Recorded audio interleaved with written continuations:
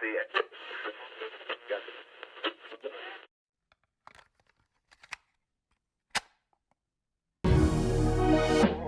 everybody, and welcome to True Crime Banter, the podcast aimed at bringing you your dose of murder relaxation. So, just sit back, relax, and enjoy the episode.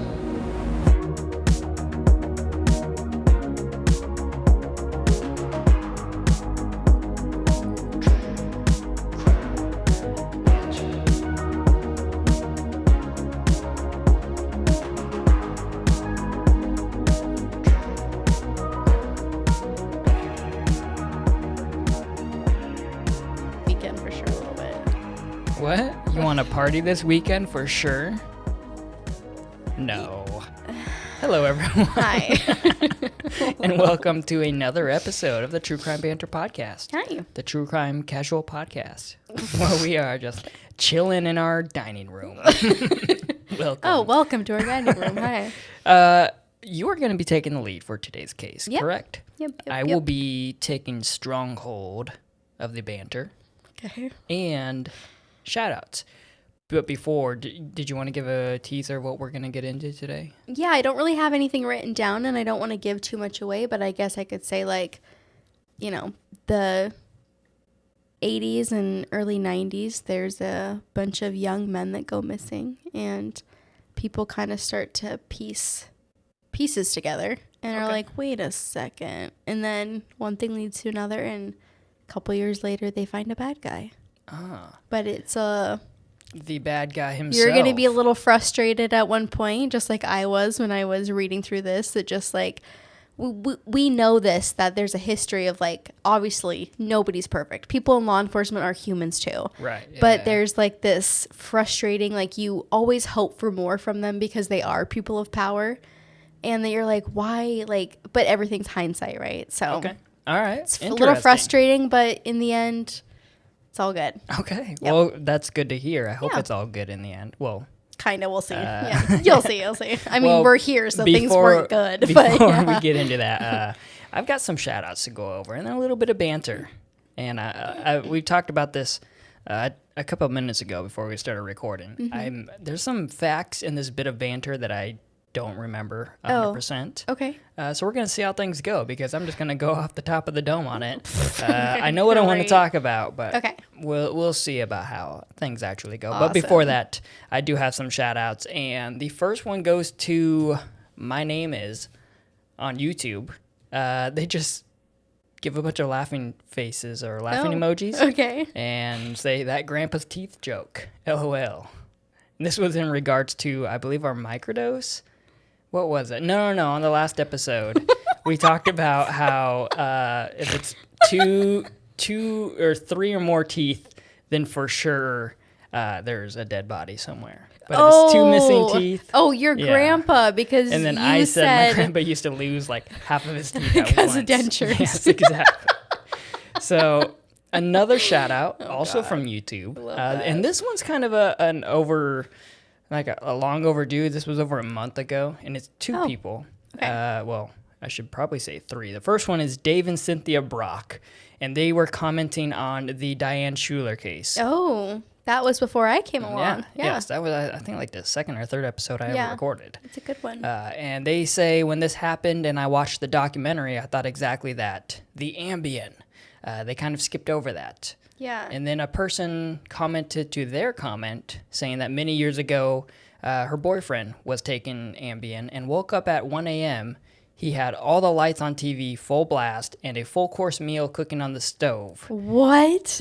He had a violin whose handle was broke, playing it like a guitar. And he didn't remember any of that.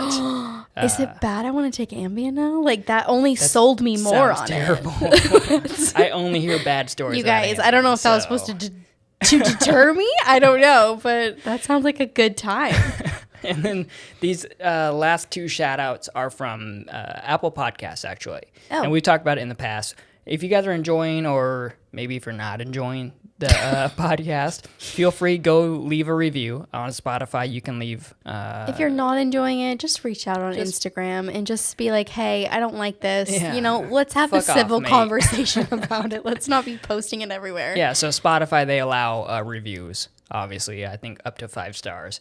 And then on Apple Podcasts, you can leave same thing. I bet you on Spotify, like, probably in the near future, they're going to allow, like, comments and stuff. I could see that. Oh, yeah. Like, Oh, more for sure. interactive. Yeah, because they Spotify's not offer- interactive. They offer the video podcast, you know. Yeah. And which is something I've thought about doing, but I kind of like to keep the video to YouTube. Yeah. So, Yeah. anyways, see. back to what I was saying. On Apple Podcasts, you can leave comments or actual reviews as well. Yeah. And so I've got 2 of them here.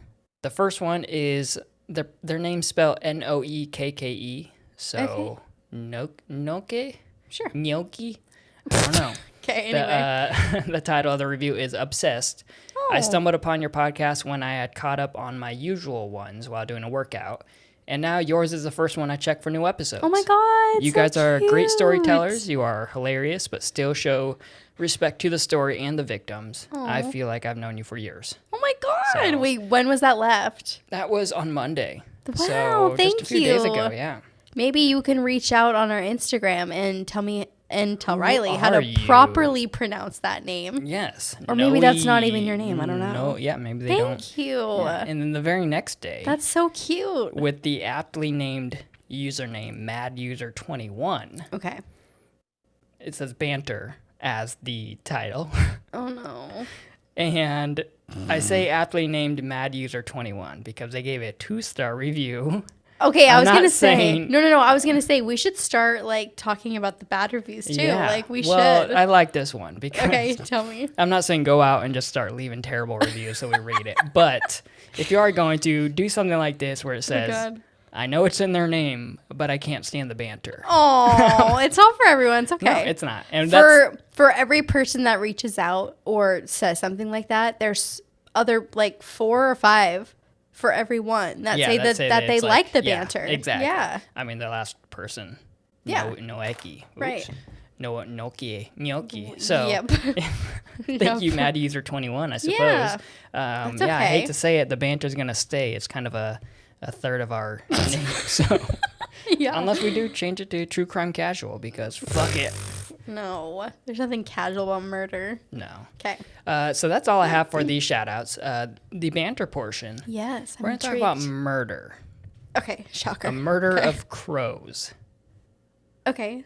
Which obviously It's a bunch of crows. Yes, exactly, like Yeah. a group of crows. Okay. I heard a fun fact about crows the other day. So I know that when we first started dating, we had a conversation one time about how crows are like smart. Like, Yeah. very smart. And Yeah, I think Keanu Reeves had one as a pet. well, good for him. Yeah.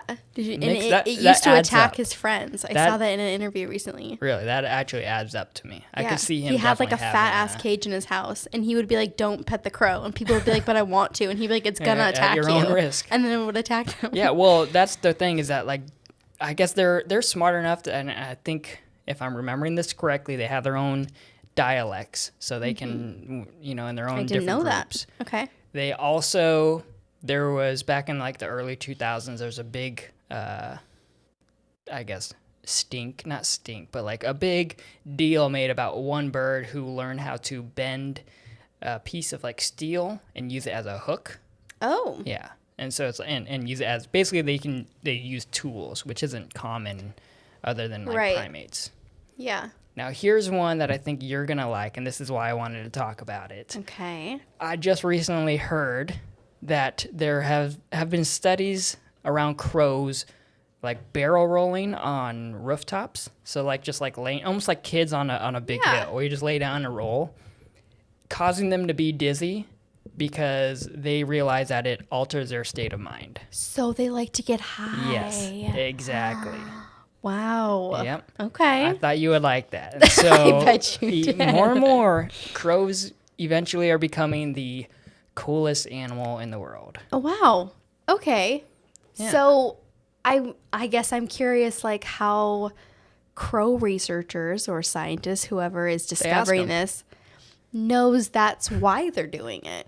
How do we Yeah, know yeah, it's they not ask. some new like mating dance or something? Or I don't know. That's true. That is true. I I don't know. mean, most animals, I guess, right? Like the things they do are for a purpose. There's not a lot of animals out there that have this whole like fun gene. Not that we know of. Right, I mean, yeah, I'm yeah. not freaking Like Jack Hanna out dolphins here. and orcas and stuff have that. That but just like you see animals playing with each other. Yep. You know, Yeah, just I for fun. And, you know, it actually helps their brain. They don't know that. That's not why they're doing it. But there's a different part of their brain, yeah. like animals, like dogs and stuff that go to the park and stuff. Like they don't just go there, poop and go home. They go there and like frolic with each other and fuck around okay. and play fight. And it's good for part of their brain. There's some, actually, I saw TikToks on dogs that don't know how to properly play. And they just Okay. sit there and watch other dogs like, what the fuck are you doing? Yeah. Like, why are you doing that? Yeah.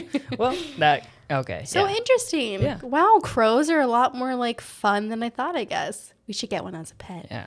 Another fun fact is that they can also repeat words like parrots do. Like they have those capabilities. They can talk. They're considered songbirds. Now, granted, Crows?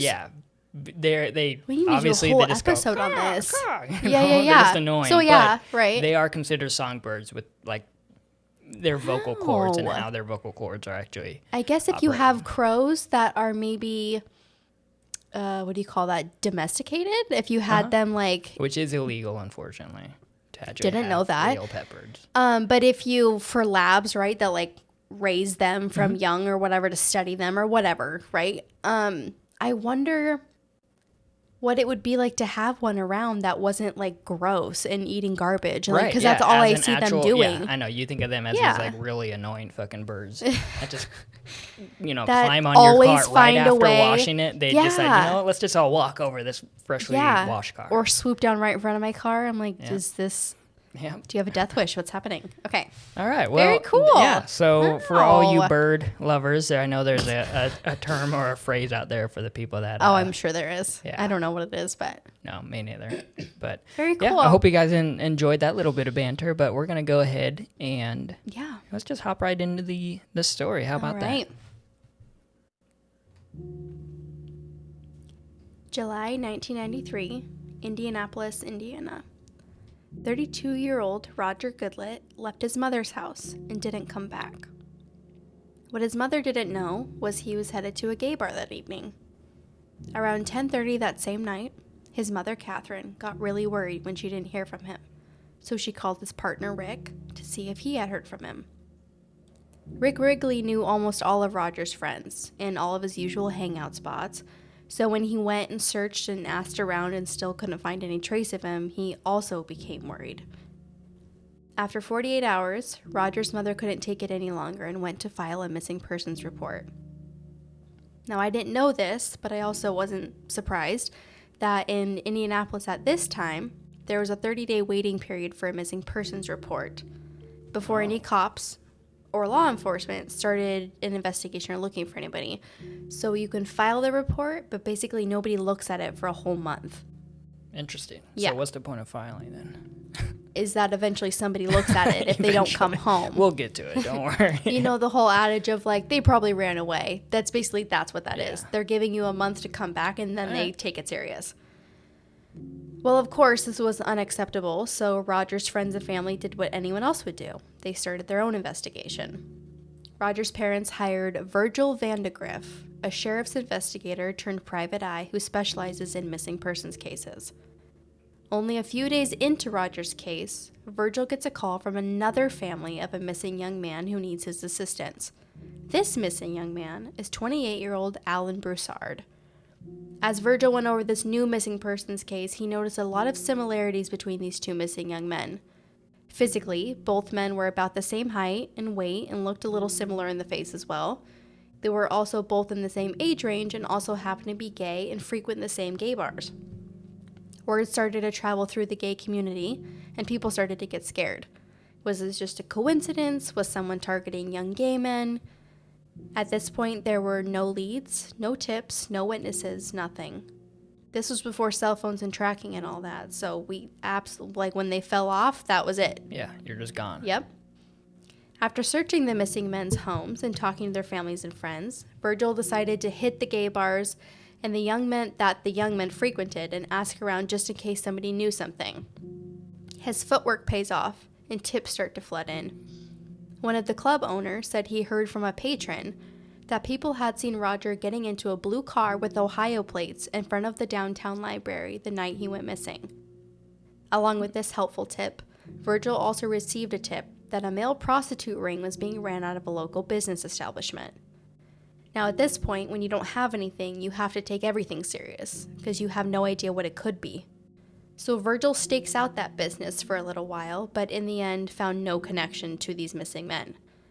Weeks pass with no leads, until Virgil gets a call from the editor of a gay magazine, who informs him that the two men he's looking for are not the only missing gay men in Indianapolis. Apparently, this has been happening for a little while, and nobody's doing anything about it. Virgil is stated as saying, "I knew right away we had a serial killer, and we had to find him." Now, why he just knows that adamantly, I don't know. But I guess when you have that, right, and I guess he's been doing this long enough, but I guess when you have that many missing people and nobody's heard from anybody, what's the alternative? Yeah, and very similar lifestyles, I guess, or, very connected people. Yeah. Not just randoms. Yeah. And at this point, the 30-day waiting period for the cases has hit, and the police pick it up and start their investigation as well. And they actually end up working with Virgil, the private investigator. Turns out they already had multiple missing men with similar backgrounds from the past 2 years, but now with Roger and Alan's cases, it brought their new total to 8 missing young gay men. There was no denying it any longer. Lieutenant Green, the investigator on the case, was actively trying to find a link between any of the men, and they ended up finding one. They took cadaver dogs and did a thorough search of this man's property, but found nothing. Now, I put in here that I tried to find the name, but when you haven't been charged or there's no reason to list your name, then your name's not going to be out there. There's no reason in, what is that called? Defamation? When you doxing talk people. Shit. Yeah. There's no reason to put your name out there if you didn't do anything. Yeah, you can't do that if you're innocent, Right. So the detectives and the families were at a dead end again, until 3 months later.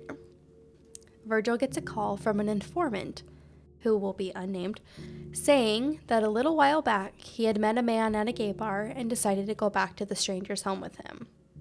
Apparently, some, quote, very strange things happened, end quote, and this mystery caller said that he thinks this man could be the person they're looking for.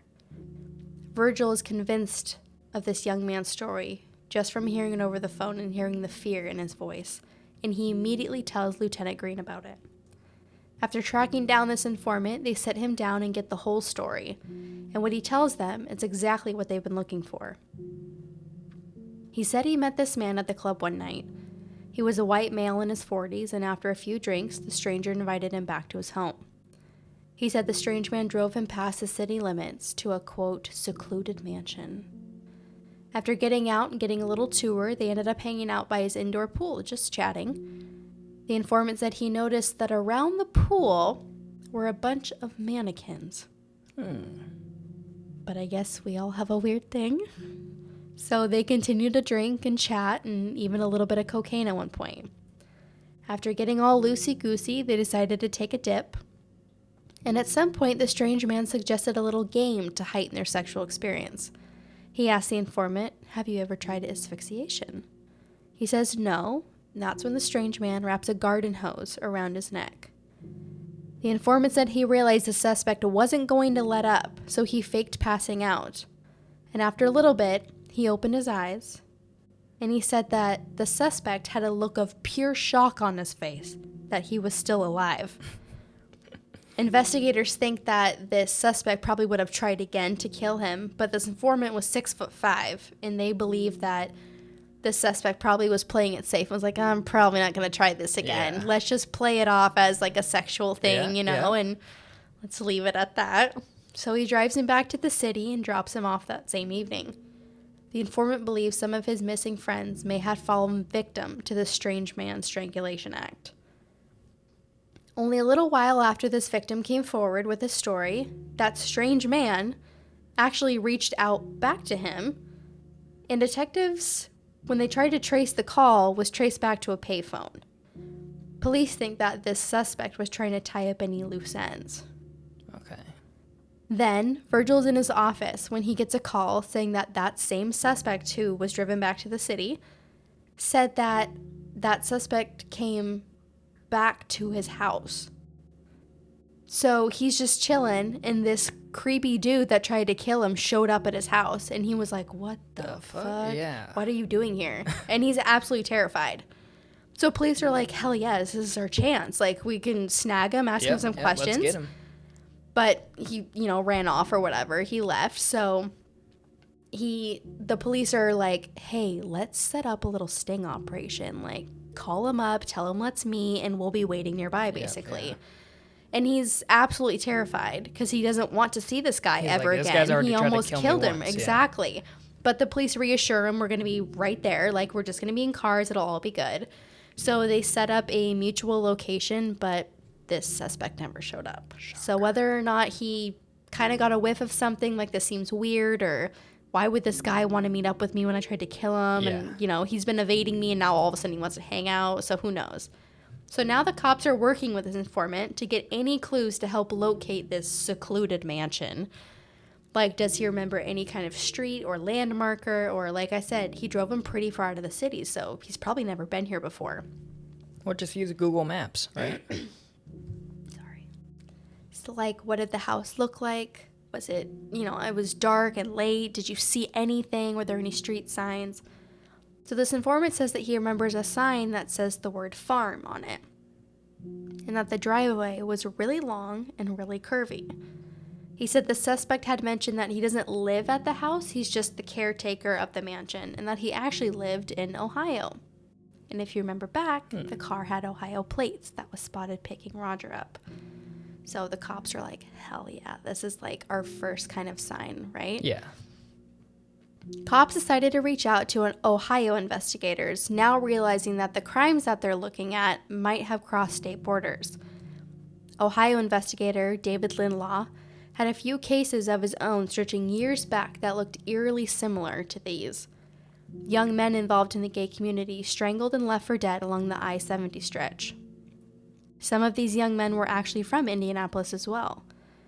Police start to get worried that their investigation is actually a lot more complex and lengthy than they had thought. When these murders had originally shown up back in the early 80s all the way to 90, Ohio investigator Linlaw had conducted a thorough investigation that unfortunately led nowhere. But now, with the information from the Indianapolis police, there was enough reason and probable cause to get the FBI involved, since now it stretched multiple states. So now is kind of when shit gets real and people start taking it more serious.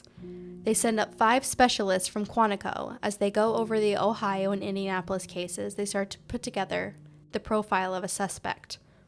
They said he might have been in his 30s, late 30s, 40s when this whole thing started, and that he was possibly married. That he might have some kind of frustration or anger pertaining to the fact that he may be homosexual himself. The question arose, well, why did he kill people from Ohio and then Indianapolis? And they didn't go back to Ohio. And the FBI says that when people start killing, especially serial killers, they tend to start further from home, and then as they gain more confidence and they kind of think they're invincible, they end up closer to home because they don't think they'll get caught. So they think he lives in Indianapolis. Right, because that's where they ended up closer, right? Yeah. So as time goes on, leads dry up, tips are non-existent, and the investigators and family start losing hope again. Well, it isn't some big juicy lead that comes through or some bombshell confession that gets investigators back up and running. They simply revisit the witness testimony of the informant who was driven to the property. The Indianapolis Police Department worked with the police force in nearby Hamilton County, where the property supposedly is, and with the few descriptions that the informant gave, narrowed it down to one property with a long curvy driveway and a sign that ended in farm that also happened to have an indoor pool. This is like a really wealthy community, and the houses are all spaced out. There's not millions of homes here, you know. So police traced the property back to the respected business owner, husband and father, Herbert Baumeister, who lived at Fox Hollow Farm. But in conservative Hamilton County, nobody was willing to grant a search warrant on the basis of what they consider a ridiculous story with no factual evidence. Then, another evening at the same club, that same informant sees the same suspect again. He was too scared to follow him, so he asked a friend that was with him, hey, go outside and write down that guy's license plate of the car he gets into. And who did they trace it back to? Baumeister. Sorry, that guy. Yeah, Herbert the pervert, as I saw everywhere in my investigation here. That's catchy. Mm-hmm. The police are on the right track, but they still don't have any concrete evidence. So now that they have a name, they start to do a little bit more research on this guy. Herb's background might seem normal at a glance, growing up in an upper middle class family, but on closer inspection, they find incidences such as Herb reportedly peeing on his boss's desk, and another story about keeping a piece of cake in a filing cabinet for years just to watch it deteriorate. A piece of cake, huh? Yep, and there's actually a picture of it. I'll put it on our Instagram. Okay. Yep. Just a piece of cake. It's not even like moldy or anything. It's just sitting there. I was going to say, that's a weird food to pick to watch deteriorate. Maybe they had an office party and he was like, let's just do this. All it's right. Right here. He's a pervert and a weirdo. His family at one point even checked him into a mental institution where he was diagnosed with schizophrenic disorder. Okay. Regardless of these bizarre stories, he managed to get into university, but he did drop out only after one semester. Then he went back to college. This time around, he met his future wife, Julie. They had 3 kids and soon after started a chain of successful thrift stores. Police actually show up to one of his thrift stores and question Herb, telling him about this informant that had said, hey, we saw you, and also, hey, there's a bunch of missing men. Do you know anything about it? Do you know any of them? And of course, he stayed strong and denied any involvement. But police said that during this questioning, Herb appeared calm, but they noticed that he was really sweaty and the vein in his neck was visibly throbbing. Police tried to convince him to let him search his property, but he outright refused. With the original crimes happening in Hamilton County, where he lived, or at least suspected that the crimes happened there, they didn't really have any jurisdiction. So the police were amazed at the lack of cooperation from Hamilton County. So with that, they really didn't have any options left except to wait for Herb to slip up or some lead to come in again. Then, 3 months later, investigators get wind that Julie, Herb's wife, is filing for divorce and that Herb has moved out. So police are trying not to get excited about this, right? Because they're like, oh, he's gone. Maybe we can search it. Maybe she'll let us search it. So they visit Julie one day at her house and explain to her that they're investigating a string of homicides involving young gay men. And she has a look of absolute shock on her face, like anybody would. And she's wondering what any of this has to do with her. Right. And in these few documentaries, there's really not a lot out there about this. There's only 2 that are kind of long, maybe over a half hour. The rest are just clips. Police and investigators are stated as saying that they told her that they're investigating, quote, homosexual homicides, and that she didn't know what that was or what that meant. This is also, what is this, 80-something, right? Okay. And she was like, I don't even know what that is. You would think you'd be able to take those 2 words and kind of common sense be like, okay, gay people, something to do with death, murder, something. Yeah. And she was like, I don't even know what that is. And so they explained, there's young gay guys have been, murdered. Yeah. And she's like, what the fuck? She's like, what does that have to do with me? And they basically just came outright and said, we suspect your husband's involved. And so Julie refuses to let the police search her property, but after police leave, she immediately calls her lawyer and asks him to get more info. She's like, hey, these cops showed up. They said something about Herb. What the heck? So when Julie's lawyer gets back to her, he basically relays everything the cops said, which was, we have a witness who was almost a victim, who has visually ID'd your husband, and we ran his plates, and he was seen at the club, and it was traced back to your husband. And Julie was absolutely floored. She was like, what the fuck, right? We hear about these double life killers, so and that's basically what it was. Is there any info about why they're getting a divorce? So, hold on. So her lawyer then said, is there anything you know or have seen or anything that has anything to do with this? he's on her side, obviously. Like, he wants her to come out in the best it's nothing possible against her. They're just scenario. trying to get info from her, yeah. Yeah. But I mean, her lawyer, her divorce lawyer, is handling stuff between the cops that has nothing to do with divorce because he represents her. Right. Yeah, in all aspects, not even just the divorce. Like, that's her lawyer in general. And so he's basically just wants to make sure she ends up okay. She gets the kids. She gets what she deserves from. Yeah. Okay. So he's like, don't say anything. Like, let me see what they know. And then that's when he was like, listen, like, if you know anything about what the cops are coming to you about, you need to tell me so I can help you. Like, so that you can come out okay if this is true. Endanger you. No, exactly. Yeah, and he's on her side. Obviously, she's freaking paying him, right? But it's said that he was abusive and crazy, and like he was just like erratic. And I mean, he's schizophrenic. I'm not trying to talk shit, but like that almost never ends up okay when somebody's schizophrenic. They're just unstable. A lot of issues that arise because of that. Right, and so they've been married for 25 years. I mean, there's got to be issues there, but when he asked her, "Do you know anything about this?" She was like, well, there was kind of this weird thing that happened. So she tells her lawyer, a few years back, her son had been playing in the wooded area of their property, and he came back inside. He was carrying a human skull. Of course, Julie was freaked out.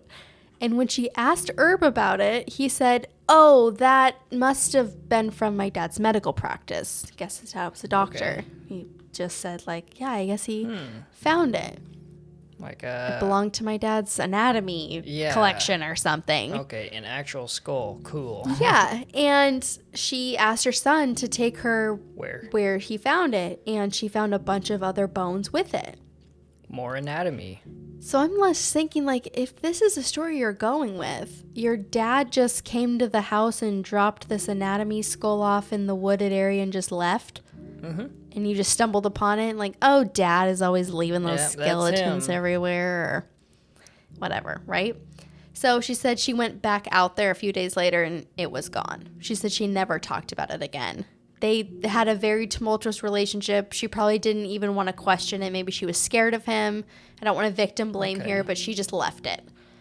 So we're actually hearing this way after the fact. At this point in the story, she doesn't want her lawyer to tell the cops about this incident. Okay, well. So she's just letting him know. I'm just going to say, anybody out there, if you find bones, a skull, if your child brings a skull to you, I don't care if it is a part of an anatomy collection, you should probably report it to the police. Something, yes. So at this point, police are trying any way to get onto this property, but there's just like no legal loopholes that they're finding at all. So Julie and Herb's divorce is in full swing, super messy. And at this point, the finances were a hot mess. Their business was closing. Herb was trying to get full custody of the kids. And she was still too scared to share the skeleton story with the police. I'm sure she was worried about what he might pull if she said anything to anybody. Or maybe he would start lying about she's abusive. Like, who knows? She already has enough going on with her life being torn apart that she's like, I don't even want to like think about what he might have been involved in this case right now. Yeah, I mean, this just, there is I guess a viewpoint or an approach to, being questioned regarding murder or homicides that if you don't think you did anything wrong, and maybe that could be it. Maybe she's thinking, well, if there is multiple murders or something going on, could I have prevented them by like bringing up these bones, Oh. And maybe she's thinking that, could you convict me for withholding this info or something? Who knows? Maybe she asked her lawyer about that. I don't know. Yeah, if you think you're innocent in any of this. She's innocent, right? Right. But he's attached to her, so anything that's messy involving him involves her. Right, but she's also in the process of detaching herself from him. And so if you're able to help a situation, and granted,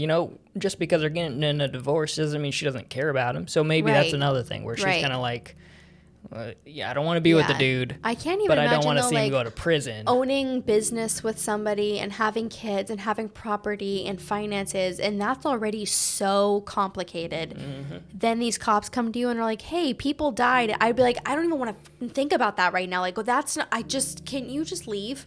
I'm already trying to like make sure my kids don't get split up and Yeah, they have a normal life, and I make sure I get the house, and I just don't want to be poor. Like, he's going to take everything from me. Like, it would already be so complicated. I wouldn't even want to talk to cops about something you're like this. This is the last thing I'm going to fucking yeah, worry exactly. about right now. Yeah. I guess we're also predisposed being true crime listeners. Yeah. As well as people who are, Yeah, talk and you about try to these put stories. yourself in these people's situations. That's all I'm thinking. Is But we have a like Herbert the pervert. I don't know if he's a pervert. I'm calling him a pervert, though, But the thing is, though, if you do try to put yourself in the shoes of an ex-wife or a wife currently, yeah, I guess we're not thinking that, oh, he's a piece of shit. Just because they're getting a divorce, again, doesn't mean that he did something so deadly or dangerous. Yeah. That it's just maybe this isn't a relationship. Like, maybe it's a relationship thing. Yeah. But Like, we're maybe kind it of didn't- associating it with this whole, like, oh, he might be gay. we or, know that stuff. exactly. Yeah, So she's really not exactly. thinking that. She's just like, it's not working out. Yeah. But let's not throw him into jail right away. Yeah, Like, yeah. Right. So Julie's lawyer was actually, at this point, scared for her and her children's safety, with Herb's mentally unstable background in divorce being a dangerous time for men and women. Her lawyer was afraid that he would either harm her or the kids or both. So her lawyer begged her, please just let me tell the police about this. Maybe I could get him into custody. Like, maybe he'll be at least detained and I'll know where he is. Like, we'll be able to keep an eye on him if he's with the cops because of this. Otherwise, who knows what he's out there doing? He could be plotting. I mean, who knows? Yeah. He's about to crossed lose he doesn't everything. hear about this whole plot to catch him. Right. Because if he did before Exactly. So she finally caves.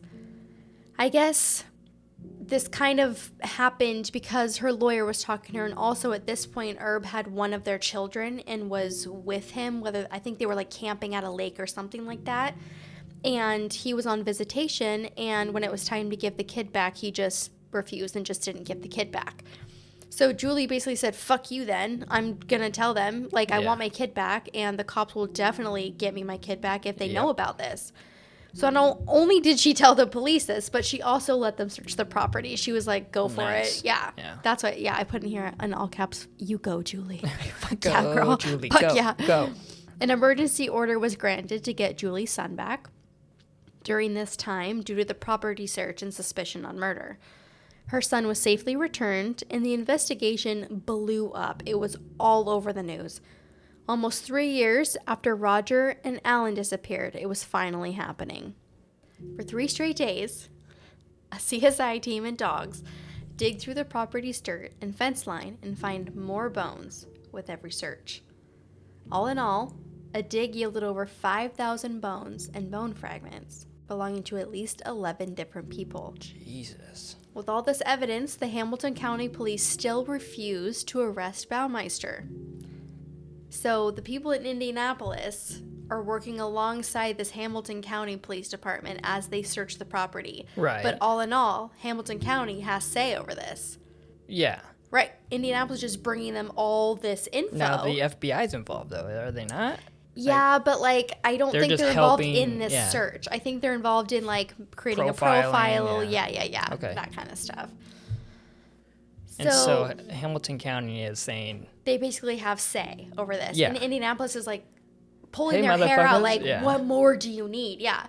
So the lead detective was stated as saying that they didn't have enough evidence tying Herb to the bones. He could easily say those were there when I moved in. Who knows? So I kind of get it at this point. Yeah. But also at least keep tabs on this guy while you're doing this. And that didn't fucking happen.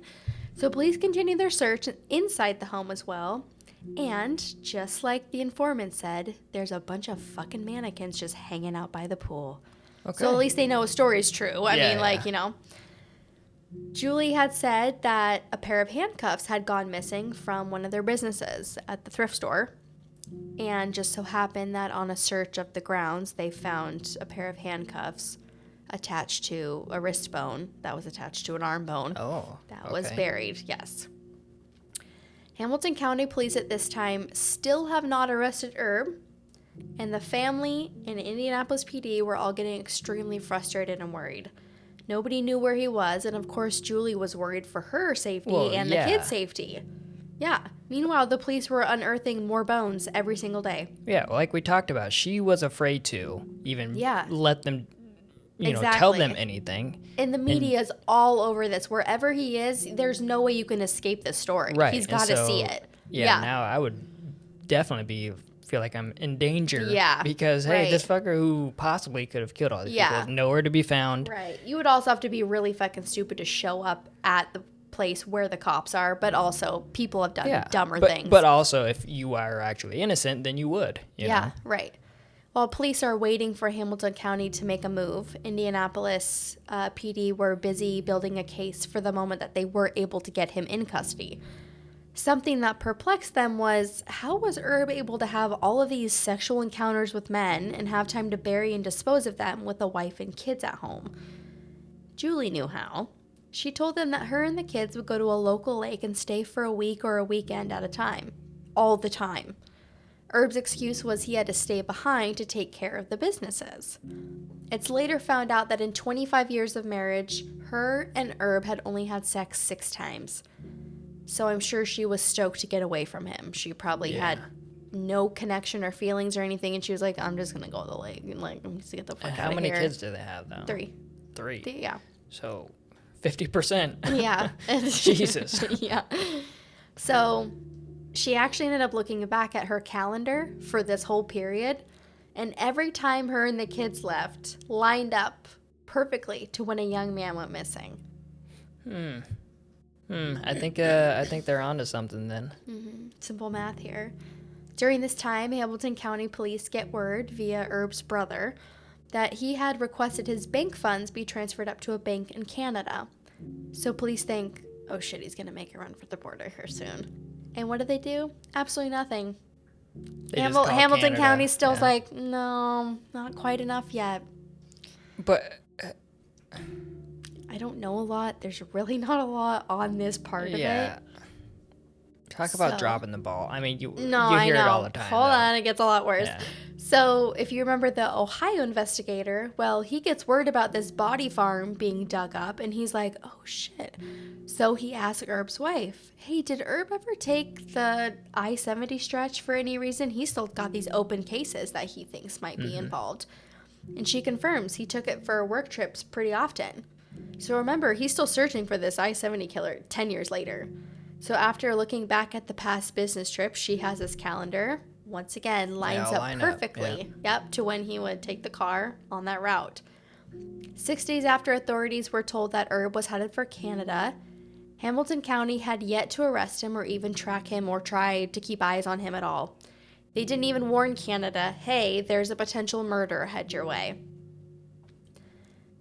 July 3rd, 1996. Hamilton County gets a call from Canadian authorities. They found Herb's car on the side of the road. He had shot himself in the head. Turned out that just the day before he had killed himself, a cop had ran his plates because he had fallen asleep in his car on the side of the road. Of course, when she looked up the car, there was nothing. No warning, no potential suspect, no reason to keep him under her surveillance at all. Yeah. So, of course, the Indianapolis police are like, if we would have just had some kind of bulletin, she could have kept eyes on him, So in the car next was... so this was Indianapolis police that pulled him over? No, in Canada. Okay. Yeah, when he was already up there. Gotcha, the day before he killed himself. Yeah.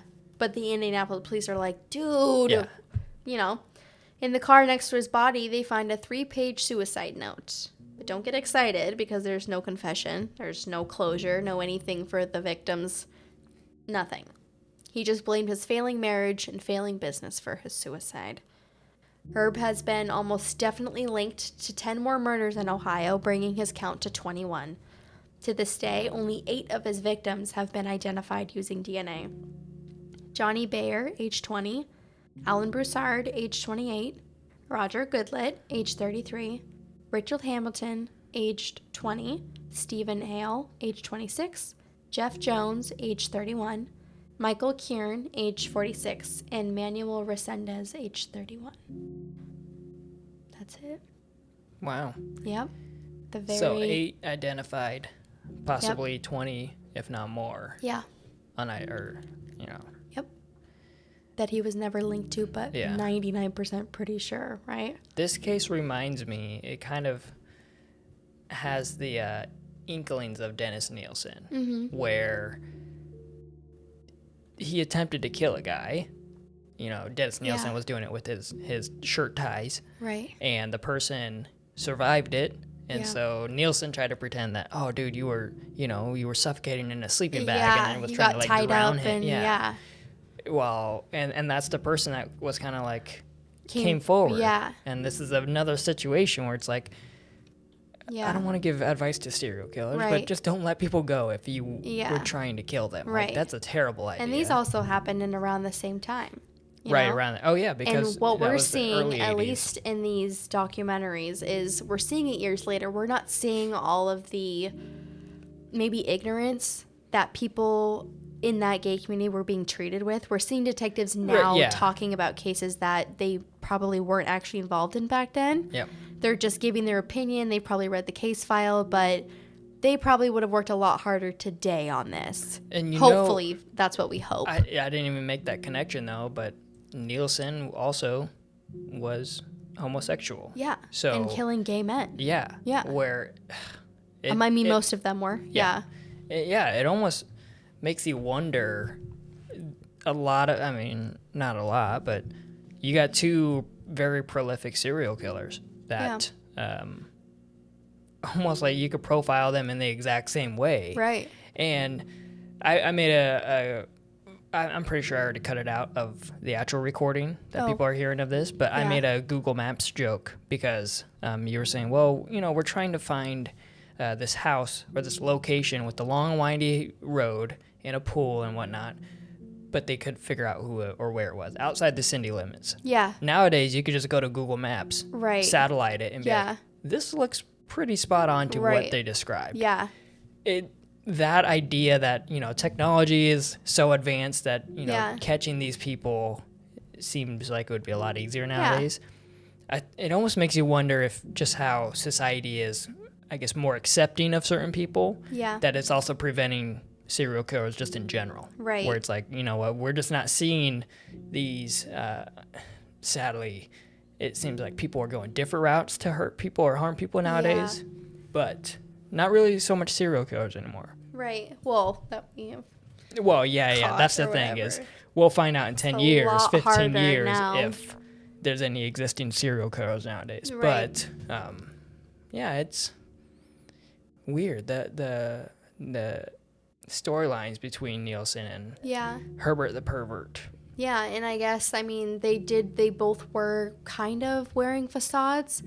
I mean, Nilsen wasn't married and didn't have kids and wasn't trying to really fake anything, but he was on his own and kept to himself, which is why nobody suspects he's very quiet, kept to himself versus good old Herb. It is very disappointing to hear about the Hamilton County Police. Yeah. Like, one, if there was anything on the license plate, you know, would you have been able to stop him from trying to kill himself? Right. And then at that point get answered for the family? Yeah. I also wonder if they hadn't noticed the license plate or if that was never a factor, that you would have been able to tie him back to the Ohio cases. Yeah, the I-70 killer, because when you look him up, he's stated as Baumeister, the I-70 killer. Okay. Yeah. Huh. So that, I mean, they must be pretty fucking confident to put that next to his name almost everywhere. Yeah. You know? Were there eventually, any of those? I guess they would have probably tracked down his house, which would have led to his car, which would have, you know, but I don't know if at that point you would have been at the house with the bodies. Would you really have been paying that much attention to his license plate? I don't know. Now, the only thing I will say about this, with the whole Hamilton County Police, like I said, kind of dropping the ball, seemingly not taking this as serious or... I wish you would have seen that guy. He was just a fucking joke of a dude. He kept just kind of like avoiding it, and he was like, yeah, we probably should have done that. Like, he just kept saying, like, we probably should have. You just hope they learned their lesson. Like, thank God nothing actually was lost because of their inability to be proactive. I mean, besides the fact that he killed himself. Well, that's the only thing. Like, we don't... Well, it's a big thing. It's huge. Right, it's a big thing, but... I mean, who knows? He might have killed himself in jail afterwards. Yeah. you could have at least made sure that he was alive and got justice, but he had Right. the opportunity to kill himself. Yeah, and the thing is, you know, you hear about it all the time. Justice, no matter if they get prison for life or executed or whatever it is, no one ever feels like that's justice. But now we don't know where the rest are, if there's any more. Right. We don't know who they are, and where again, they are. in the suicide note, you know, he didn't take claim to any of Right. that either. So, but Who knows if they could have struck a deal with him in real life, though? And Who knows? that's a, you know, a way to think that, oh, you screwed things up. I'm just, if we go off of the fact that me assuming he wouldn't want to do, you know, strike a deal or anything, which we don't know for sure. Right. I'm just thinking there's nothing that happened between the time him killing himself, we hope, and them not being active after finding all the bones Yeah. and still not thinking that, oh, well, he's probably not the guy. Like, it doesn't sound like he harmed anyone. Hopefully he didn't harm anyone on his way up to Canada. Yeah, he's probably freaked out. Yeah. So, it's the last thing on his mind. yeah, probably. that's the answers that we may or may not have gotten if he lived, you know, is the one thing you could say, hey, you really fucked up there. But thankfully nothing else. You know, he didn't go after the mom or something, or the kids. He didn't do anything drastic because he was now under investigation. Yeah. Like they are lucky. The county's lucky that him killing himself is the worst that happened. Yeah. Which, you know, you're going to have to go to the families and say that, hey, I don't have any answers for you. Yeah. He died. And granted, you know, even if you caught him, we might not know either. So, yep, that is interesting. What's Herbert's last name again? Baumeister. Baumeister. Yeah. Okay. I'm gonna look up some photos Fox of this Hollow dude. Farms. Yeah. Wow. Yeah, he's a little mousy looking guy. Yeah. Probably. Also, I guess we could bring up that video. My dad sent me a video of Herb being actually interviewed. And I had seen it when I was doing my research, but I didn't click on it. And I watched it almost right before we started recording this. And it's really not interesting in the fact that it doesn't pertain to this case at all. There's no, like, he's not talking about the missing men, or no one's asking me anything about it. It just happens to be a clip from, like, a local news thing that happened in his area that he happened to be interviewed about, completely separate. I don't even know when it was. It could have been before he started killing people. I don't know. But and if you just want to see him talking and just kind of see how he acts and stuff, it's out there if you look it up. Yeah, when we kind of talked about that before we started recording, I thought, well, I wonder if that has anything to do with, like, him wanting, you know, the spotlight or something. Who but knows? From the sound of it, being schizophrenic, you know, maybe, you can't He had a pull lot anything going from on. that. So. And keeping a piece of cake in your filing cabinet. Yeah, if any of you are doing that out there, cake. stop that. Yeah, please stop. Seek help. You weirdo. Seek help. All right, well, thank you for that. Herb, Earl, I almost Herb. said. Herb Baumeister. Baumeister, yeah. Oh, good old Herbie. Herbie the pervy. Gosh. All right, well, thank you for that. I hope everyone else enjoyed it. Yeah. I know I did. If you guys did, we talked about it at the beginning of the episode, go to Spotify, go to Apple Podcasts, leave a review, especially if you leave a comment on... One more thing, guys, really quick. I told my dad I would bring this up. Oh, God. I don't know if this is not the place for it. I'm aware of that, but, like, this is a place for just factual things. But, like, outside of the podcast... Where are you going? If you're a believer... Me and my dad love Bigfoot, aliens, all that stuff. Don't worry, I won't get into it. But if you guys are into anything supernatural, Fox Hollow Farms is known to be extremely haunted. I'm not going to spend an hour talking about it. Okay. But if anybody out there is into this stuff, many, like, paranormal investigators have gone to the property and actually caught quite a bit of, like, really disturbing things. There's a lot of, like, young men that pop up on these, like... videos and and like they see shadows of young men, like just really weird. So anyway, no Sasquatch though. I'm not going to talk about that here. If you want to look it up, it's out there. Well, so, there you go. Anyway, and after looking that up, go to Apple Podcasts, leave a review, and I hope you guys enjoyed it. This has been another episode of the True Crime Banter podcast, and we hope to talk to you guys next time. Catch you on the flippity flip. Adios.